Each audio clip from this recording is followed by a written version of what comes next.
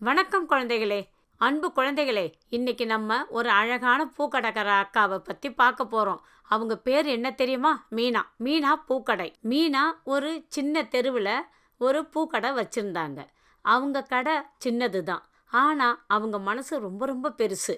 தினமும் காலையில் சூரியன் வர்றதுக்கு முன்னாடியே சந்தைக்கு போய் அழகான மலர்களை வாங்கிக்கிட்டு வந்து அவங்க கட்ட ஆரம்பிச்சிடுவாங்க. எப்போவுமே அவங்க கடை நல்ல வாசனையாகவே இருக்கும். ஆனால் அதே தெருவில் ஒரு ஆடம்பரமான பூக்கடையும் இருந்தது. அந்த கடைக்காரர் ரொம்ப பணக்காரர், ஆனால் ரொம்ப கோபக்காரர்.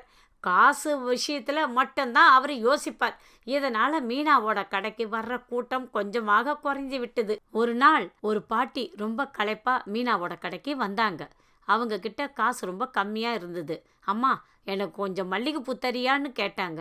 பக்கத்தில் இருந்த பெரிய கடையில் காசு பத்தாதுமா, அதனால தான் உன் கடைக்கு வந்தேன் அப்படின்னாங்க. ஆனால் மீனா என்ன பண்ணாங்க தெரியுமா? சிரிச்சுக்கிட்டே, பரவாயில்ல பாட்டி, பூக்கள் காசுக்காக மட்டும் இல்லை, அது அன்பை மற்றவங்களுக்கு கொடுக்கறதுக்காகவும் தான்.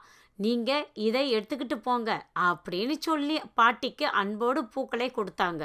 மீனா ஒரு முடிவு எடுத்தாங்க. தன் கடையில் ஒரு போர்டு வச்சாங்க. பணம் இருக்கோ இல்லையோ, அன்போடு பூக்கள் வாங்கிக்கலாம். இதை பார்த்த மக்கள் ஆச்சரியப்பட்டாங்க. மெல்ல மெல்ல மீனாவோட கடைக்கு நிறைய பேர் வர ஆரம்பிச்சிட்டாங்க. ஒரு வாரம் கழிச்சு ஒரு பெரிய கார் மீனாவோட கடை வாசல்ல வந்து நின்னுது.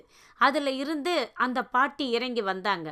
ஆனா இப்போ அவங்க ஒரு சாதாரண பாட்டி இல்ல, அந்த ஊரோட பெரிய சமூக நல தலைவி. அவங்க மீனாவை பார்த்து சொன்னாங்க, அம்மா மீனா, உன் அன்பான மனசு எனக்கு ரொம்ப பிடிச்சிருக்கு.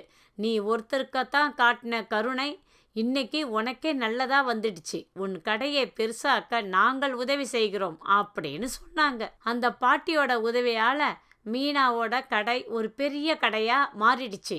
அந்த கடைக்கு புதுசா ஒரு பேர் வச்சாங்க. அதுதான் அன்பின் பூக்கடை. மீனா தன் கடையில நிறைய பெண்களுக்கு வேலை கொடுத்தாங்க.